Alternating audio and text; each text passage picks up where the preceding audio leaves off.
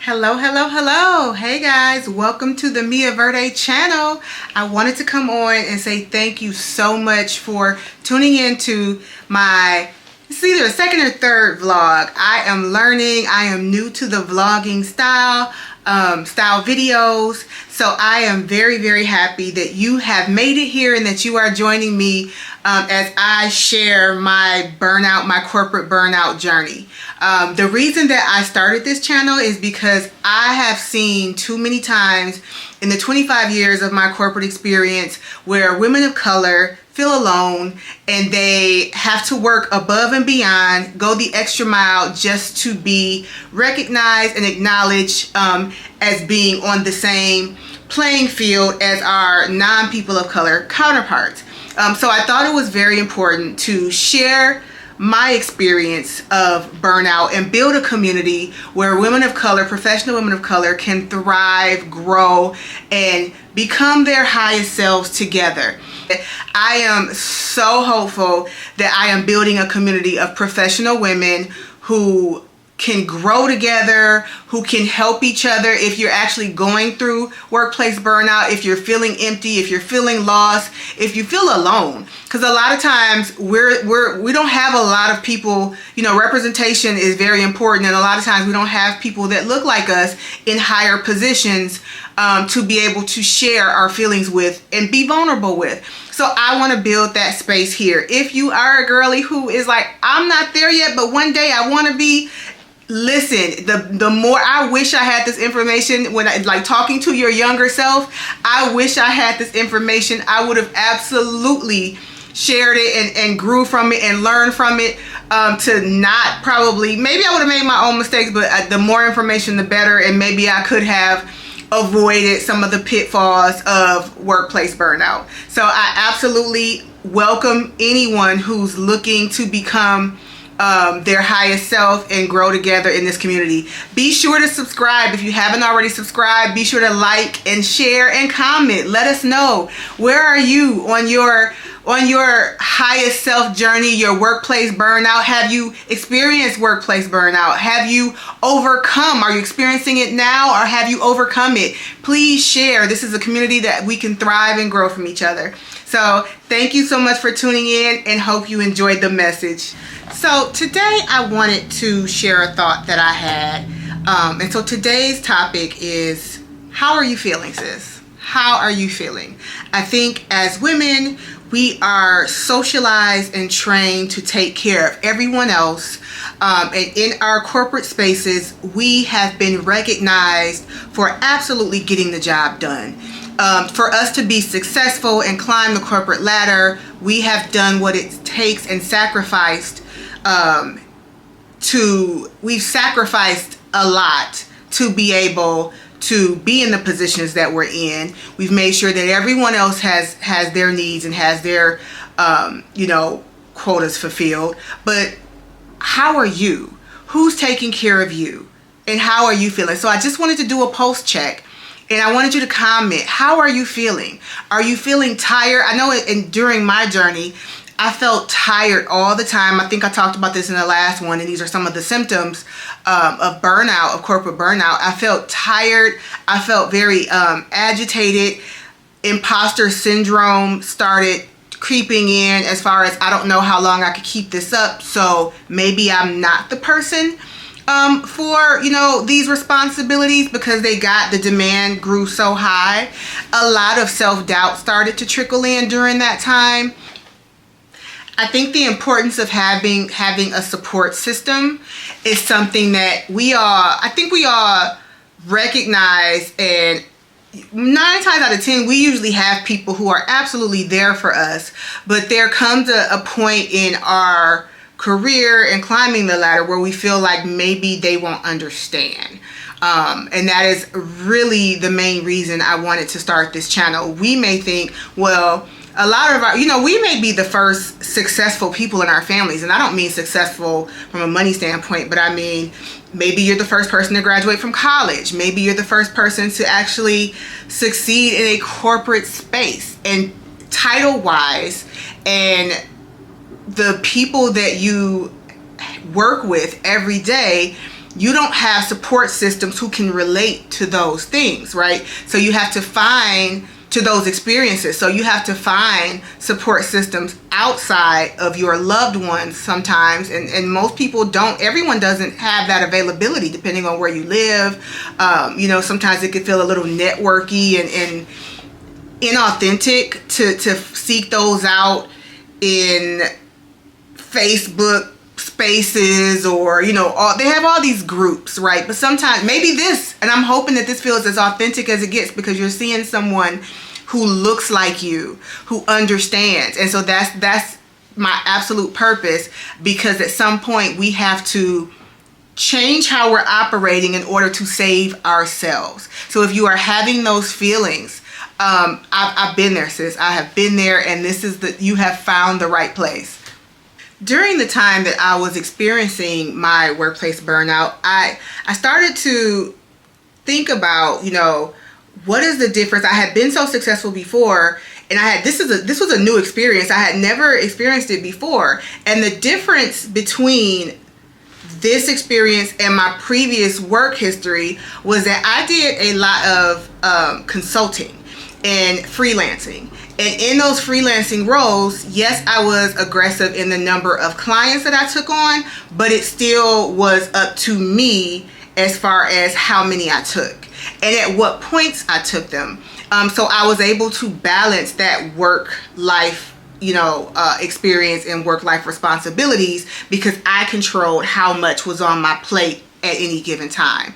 The difference is when I decided to take a great opportunity, and I talked about good versus God in the last vlog, but at the time what I thought was a very good opportunity,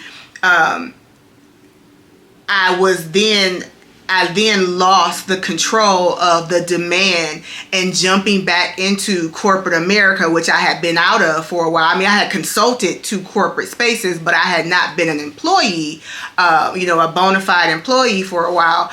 And the workplace is actually changing. And when I say changing, companies are operating leaner and leaner. They're operating leaner. They're demanding for you to do more. They're expecting for you to do more. And I talked about before in the last vlog where corporate America normalizes working yourself to death, right? There are some, I think, companies now that are promoting wellness programs and balance, work-life balance. But to really, there's one thing to say it and have a program, and there's another thing of the unspoken expectations.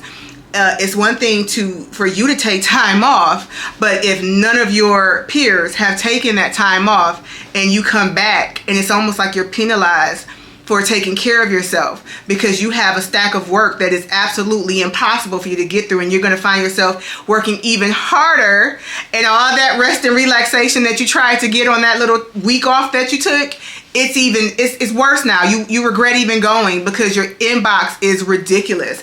And are you one of those people that, well, I'm going to just check it just so I can keep up with the amount of mail I had while I'm on vacation, which again interferes with your real time to relax and disconnect? Or are you one of those people that say, okay, I'll deal with it when I get back, and again you regret even going because now you're doing even more work and you're working even later and you're burning yourself out even more after your little week of vacation, right? And so that is one of the things that what was a big difference for me in an adjustment, coming from a self-employment status to being employed by an employer. And even though, I was promoted from within and was given, great recognition, I felt myself burning out. I felt myself burning out because the expectations, I am a high achiever, and the expectations that I was placing on myself in addition to the work that I was doing in my employer it was becoming too much for me to mentally bear. So I think also wrestling with feelings of self-defeat, because at one point I had 100% control of my professional life, right? And then at another point, at this new point, I felt like I had lost it, because now it wasn't up to me to take on more clients, to make more money. It wasn't up to me. It was up to someone else to see the value in me and say, you know what, this person deserves a raise. You know what, this person deserves a promotion. And how are they in any corporate position? How do they make that determination? How hard you work, how committed you are, how devoted you are. And it doesn't matter. There's nothing on your performance review that says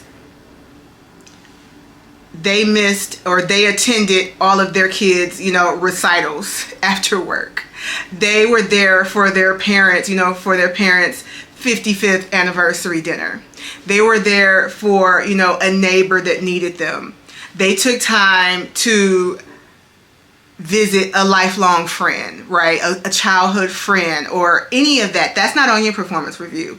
Your output and how many hours, how long you work, that is what's secretly, and I don't mean secretly, I'll take that back. But that is, again, a lot of this stuff is unspoken. So employers will say, no, take the time. But at the end of the day, the expectations are still there. And the KPIs are not going to check themselves off. So you are doing whatever it takes. Again, we are by nature overachievers because as women of color, we have had, in order to be successful, we have had to work extra. We have had to go the extra mile. We have had to operate in excellence when other people have had to just be mediocre. And then they got, look at the stats, look at the numbers of the wage disparities. It has always been that we needed to work harder just to maintain, just to be on an equal playing field.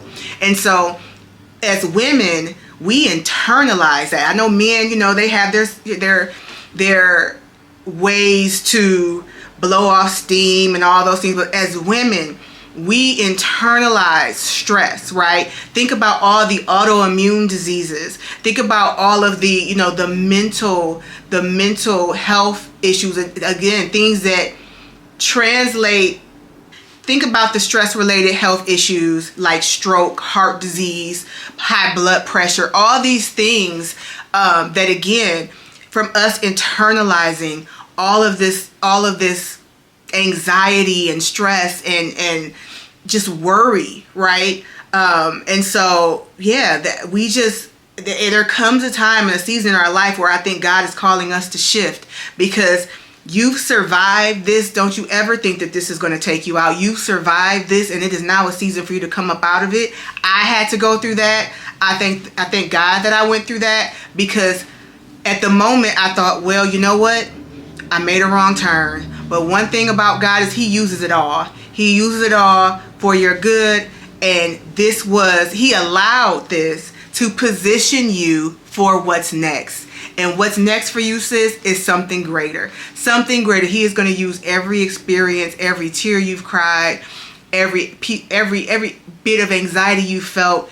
It's not for nothing. It is not. I don't even know if that's correctly the way I'm saying it, but that's the way I'm saying it. It will not be in vain. So get ready, sis. Keep watching this channel. We are going to reach transcendence and our higher self. And it is time for you. That dream that He gave you is not dead. It is absolutely not dead. You were put on this earth for a reason, and there is something in you that He wants to pull out because there are people that you were made to impact, and they are waiting on you to get on the other side of this. And you will absolutely get on the other side of this, and your victory is waiting for you. And that is a life of balance, a life of fulfillment, a life not just success from the world standpoint, but fulfillment in teaching and helping others. Right? I get a lot of us work for, companies that make billions of dollars. We have, budgets that we've managed, $1 million budgets and things like that. And that's great. But we're talking about building a kingdom. We're talking about using our skills and our experience and our successes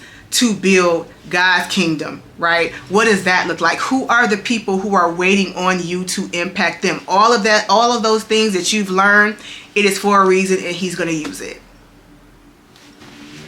Y'all, so like I said in the beginning, at this point, there are some clips that I am absolutely going to include from the first take of the vlog that I did a week ago, because I feel like they're so important. And the passion I had when I was speaking that was, God speaking through me.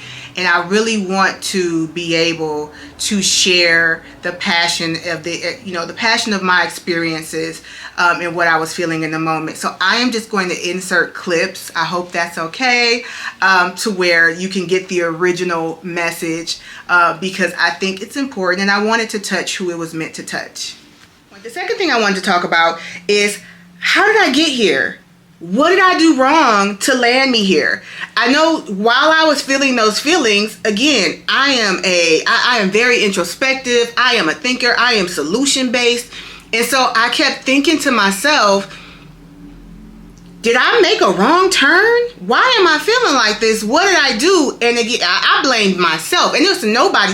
Burnout is no one's fault. It's something that happens, again, when things get away from you, you take on too much. And maybe you've been successful in doing that in the past, but it comes a time where it's an indication that it's time for you to shift in your way of operating.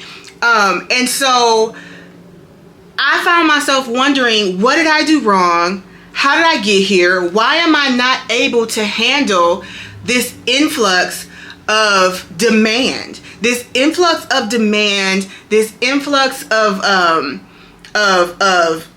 time spent, and I just feel like I'm being stretched, at every angle, and I don't have anything left for myself. So at that time, those were my thoughts. And again, it's self-defeating, because you're beating up on yourself like, you got yourself in this. Everything lies on you. You are a responsible, successful person. How did you get yourself into this? And what do you need to do to change it? And again, it's like living in, I hope I'm being clear, because I know to me, it was like living in a fog.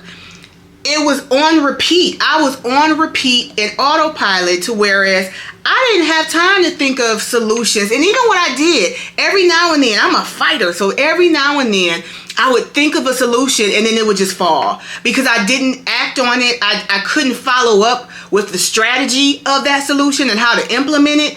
I couldn't, because I was too tired. I was too mentally exhausted to do that. So you find yourself in a vicious cycle because you want to get out. You want to get out. And I mean, when I say get out, I don't mean away from the situation, and sometimes it may mean that, but I mean, what I'm referring to is making the change so you are no longer burned out, and that you can recover and have a balanced and happy and whole life and be your whole self and get back to the person that God made you to be. This is not what God wants for you. And I hate that corporate America, it's an unspoken reward of people who work themselves to death. There's an unspoken I won't say appreciation, that's going too far, because oftentimes they don't. And you find out when your job is posted after you break down. But there's an unspoken acceptance and norm to work yourself to death. To work yourself to death. And I don't believe in that. I don't believe in that. And I have not seen anyone benefit from it. I have not. I have seen people work themselves into bad health, strokes, high blood pressure. I have seen people work themselves out of a family. Their kids don't recognize them. They don't know their family intimately. They miss they miss important, times and situations in people that they love lives. So yeah, I just haven't seen that benefit anyone. And so again, when you start to beat up on yourself and say, how did I get here? What did I do wrong? It's not you. It's just how you were built. It's how you were built. And whatever situation you're in now is now demanding even more than you've ever had to provide before or be accountable for before. And so at that point, there's a switch. There's something that needs to shift in our mindset to say, okay, I need to shift to survive. I need to shift to make sure that I'm taken care of. I need to shift as demand goes up. we're so programmed to meet that demand and to go kick it into overdrive. And that's fine for a period of time. But how long can you go on like that, right? And so those are some of the things that we have to start recognizing. It is okay to not be able to do that. It is okay. And I don't even want to say it's normal, because again, if you are familiar with corporate spaces, the unhealthy side of it is what is the norm. So I'm okay with not going along with status quo. That's always been me. I am not okay with sacrificing. Look, you have one life. One life. God placed you on this earth for a reason. And again, let me give a caveat. This is a faith-based. I am a faith-based person. If you are not faith-based, this may not be for you, but I truly believe that everyone has an assignment and has a purpose. And sometimes we may need to take a step back and plug in and say, okay, I may be in the right, in the right area, the right vicinity, but something's off here, and this isn't what you have intended for me. I've taken the wrong step somewhere, and that's okay. That's okay.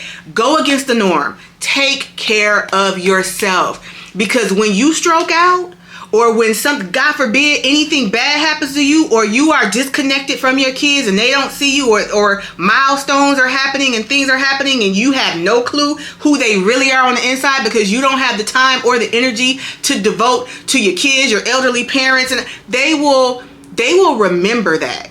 They will remember that, and you will regret it. Nothing is worth that.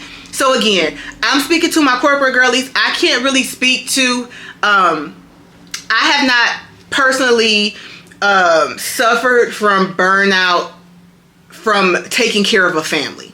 That is real. That is absolutely real. But in this realm, I'm talking about from corporate responsibility to professional women, powerful, smart, dedicated women who give their all and are very successful and find themselves at a crossroad right now in their life. That's who I'm talking to. Problem solver. And you've been able to be solution based and dig yourself out of that in the past.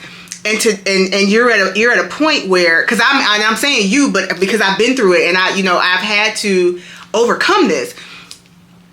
You're like, how do I'm at a crossroad. Is it a, what do you call that? Is it a midlife crisis? What is it? You're at a crossroad. It's time to revisit the vision. It's time to revisit your dreams. It's time to pull out that journal. It's time to think about and remember you once had dreams. And maybe you're living in your dreams now because you successfully climbed your corporate ladder. And that was your dream, and that's wonderful. But right now, your dream is not fulfilling you anymore, and you're like, what did I do wrong? This isn't what I signed up for, or this isn't what I thought it was going to be. And maybe for a while it was, but maybe it's turning into something else, and there's some adjustments that need to be made. Again, revisit the vision. God gives you dreams and desires and visions for a reason. It's time to revisit that, sis. It's time to revisit it. So we are going to get more into that, but I implore you, take out your journal, get deep prayer. Absolutely. I don't know why I didn't mention that first. It's time to reconnect. It's time to reconnect. And as you feel your own spirit with God, as you feel yourself back up with his promises and the dreams that you had before, that will help. That's what helped me with the burnout. It will begin to replace those feelings of anxiety. It may not happen overnight, but just start somewhere. If you can, so the one vlog we talked about starting to set those boundaries or reset them, or if you've never set them before, learning to say no. And it's going to feel awkward because again, that imposter syndrome and that, self-defeat will start to gnaw at you. But do it anyway. Do it anyway. And secondly, start to revisit your vision. If you have to pray, fast, start to refocus on the why you were doing things in the first place. It's time to revisit those dreams, revisit that vision, sis. And I'm going to end it with that. I tried to think about some of the ways that this good thing that I had was impeding me from my God thing. And one of those is the mental fog that I had. I was so tired and worn out that the creativity that God had placed in me, that I had been using in my former positions, in my former roles, I was no longer using, or even had the mental capacity, fortitude, even will to do, to think or try to create anything. I did not have the will to do it. I didn't want to. I just wanted to. I used to make a joke and I used to say, okay, now I'm going to go stare at the wall now. And it was literal. It was literal. I just wanted to veg out. I might turn on a TV show. There was no kingdom creativity flowing through me. There was nothing. And every time I even had a little spark, I couldn't follow through with it. And that is the opposite of who I am and who God made me to be. And so that was just one of the ways that in my experience, that my purpose was being impeded with this good thing. Again, the opportunity was good. The people I worked with were great. But it was slowing me down and taking me away from God's purpose for me. And like I said, I'm so grateful that He uses it all. And it may have slowed things down, but He knew that it was going to happen before it happened. And He allowed it to happen because He knew that was a lesson that I needed to learn to position me to go higher. So I hope that that's something that you can relate to. And if so, again, I'm going to keep repeating because it's a new channel. Please comment, please subscribe, please share, because I would love to hear your experiences. Another thing I wanted to talk about was boundary setting. I had always prided myself on setting great boundaries, right? I set boundaries hard. Like I had no issue doing that, even at the expense of me looking maybe less committed than other people. So in my corporate life, I didn't used to have any problems with, hey, I'm ending at this time. I'm making sure I'm taking a break. I'm making sure that I keep things separate, right? I wouldn't download my email on my phone, things like that. I knew how to balance those things. So it was very questionable to me as to why I started going through that workplace burnout, because I was so good at setting those boundaries. And one of the things I learned is that the reasoning for that is, although I was setting those boundaries, and they absolutely help, and we're going to talk about those later, some of the boundaries you can set, because if that may be an area that you struggle in, then that I can absolutely help you with. But for me, I was setting those boundaries, and at some point it still wasn't working. And I was wondering why. They've always worked before.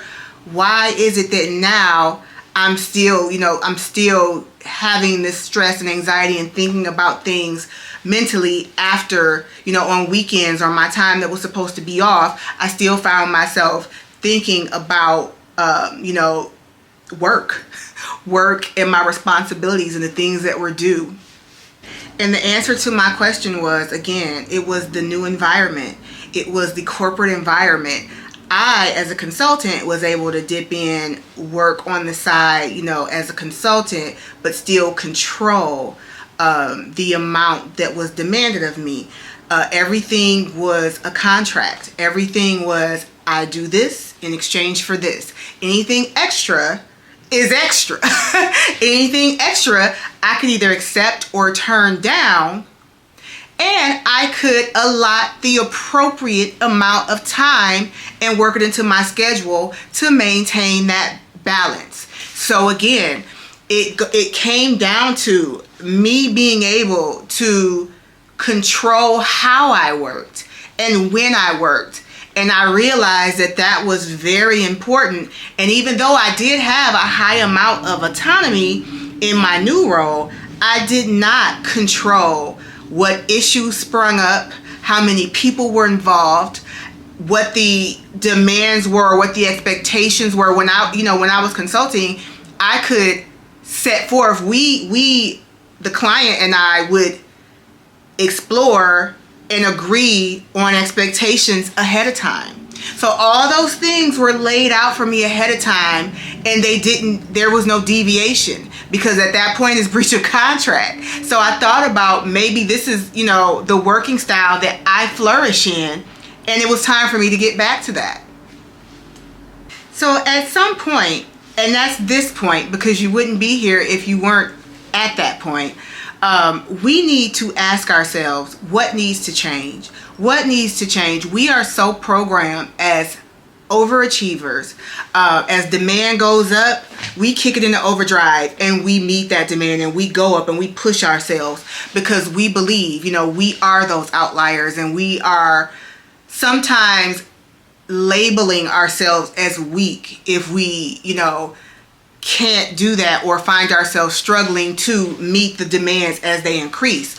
And so I think there's a shift in mindset that needs to happen. I talked about, the 3 shifts that I experienced in my mindset. And yeah, there's a shift that needs to happen to say, okay, I have to be selfish.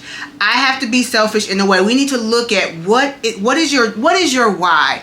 Always go back to your why. Why am I doing this? Why am I pushing myself so hard? What is so important that is allowing me to kill myself, to mentally break myself down and lose my will for life?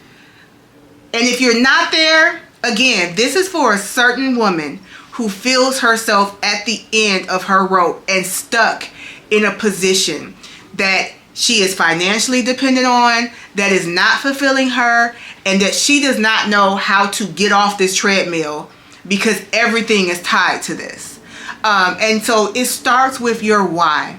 The why may have started off a God's why. It may have started off an ego why. It may have started off, a selfless, serving others why. Either way, it has transitioned into something else. Because if you were consistently litmus checking your why as things got added or spiraled out of control, you would have been able, myself included, to take a step back and say, my why is changing. My why is changing, and it's something that I need to readjust, and it's something that I need to assess. And if the why changes, that's fine, but you have to match the actions to that why, right? If my why before was, I'm doing something for the greater good of my purpose and my assignment from God, then my being tied to promotions, money,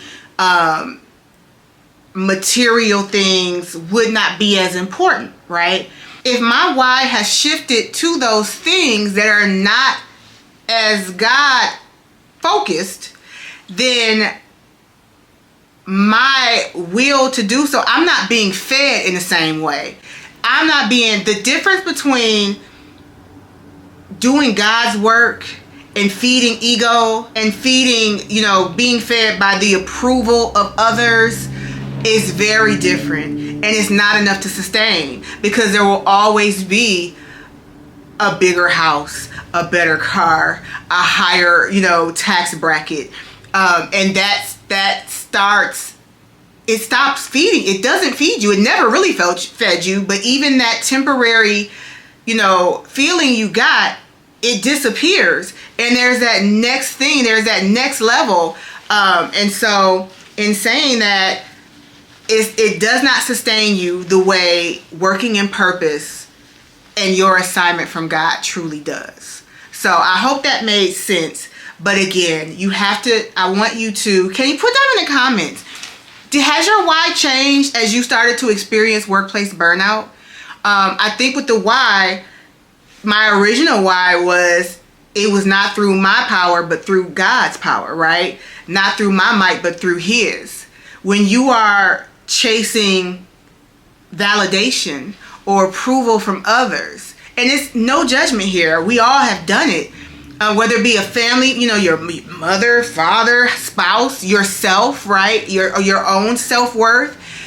chasing that approval through outer and more worldly focused things, you still, no matter how high you climb, find yourself empty. It's never enough. It's never ever enough. So I want you to comment, did your why change? Did you find your why changing? I will share my experience. My why did change.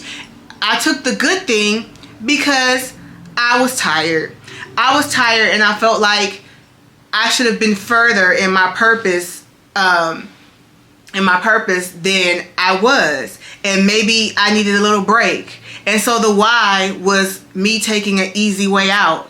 The why was I just need a little rest. I just need, a little stability. This will be an easy, I don't have to think about things. So I thought, I don't have to think much. This is something that I've been doing for years and years. And in this capacity, I don't have to be the person that makes all the decisions and brings all the clients to me. And so I call myself taking a break. My why changed. It wasn't to impact people. It wasn't to build God's kingdom. It wasn't for his purpose and why he made me. And I knew that. I absolutely knew that with every fiber in my body when I was working in purpose. This turned into, I'll just take a break. I'll just take a break and I'll just, kind of coast out for a minute, and then I'll get back to it. I'll get back to my purpose. And years passed, and then my why changed. My why turned into, I just want to save a little more money.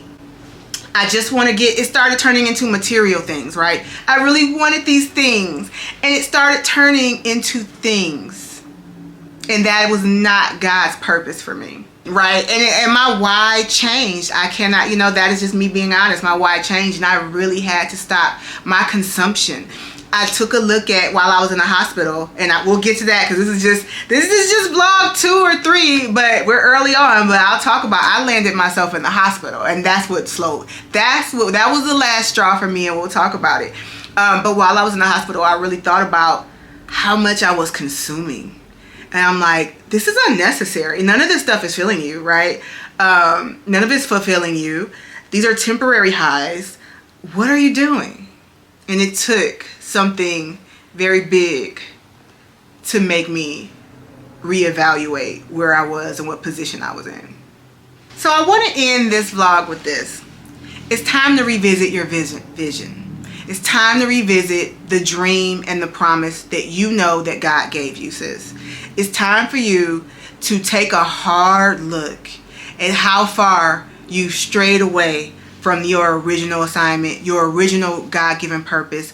Or maybe you never even got there. You've been so wrapped up in being successful that you never took that first step. And maybe that step is in another direction. It's time to visit. It's time to take some time out to hear your father's voice, to hear what you were truly created for. And maybe I think a lot of times when we are in these spaces, we are successful because we are still using our God-given talents and gifts. We're still using that, absolutely. But maybe it's time to refocus those gifts on something else, outside of for-profit, outside of for recognition, outside of others' validation, outside of even self-validation, right? It is time to take a look. If you can hear the voice of God and you truly are a believer and you do believe that there is a higher calling for you, it's time to really lean in and think about what that calling is. I hope you all enjoyed this vlog. I hope it touched you in a way that you have not been touched in a very long time or ever before. I pray that God was able to use me and do that. Have a wonderful, wonderful day. And please, again, be sure to like, comment, subscribe, and share. I really would love to build a community of like-minded women who are thriving and reaching their highest potential. And we can all learn from each other. So until next time, loves, have a wonderful day. Bye.